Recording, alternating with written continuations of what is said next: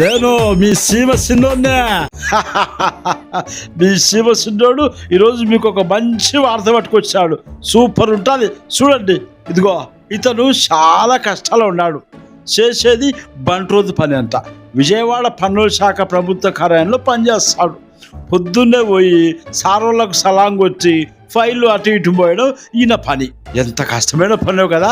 పాపం వచ్చే జీతం సరిపోక తానే సొంతంగా సంపద సృష్టించుకున్నాడు. ఎంతో తెలుసా? జస్ట్ 2-3 కోట్లు అంతే. సూపర్ కదా.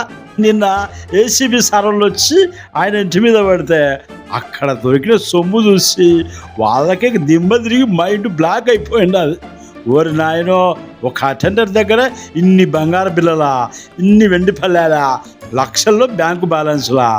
ఇంకా ఈయన తిరిగే బైకులు చూస్తే అటెండర్లా లేడు, ఏదో ఊరికి మునగాల్లా ఉన్నాడు అనిపిస్తుంది.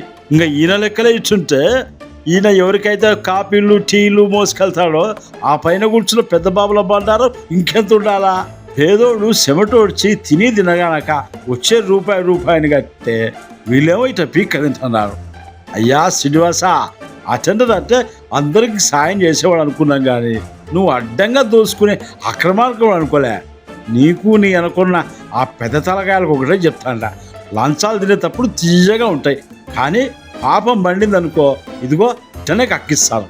చిన్నప్పుడు చదువుకోలే పర్ల సొమ్ము పాము వంటిదని బుక్కులో అడ్డంగా సంపాదిస్తే ఆ సొమ్ము నిలబడదు.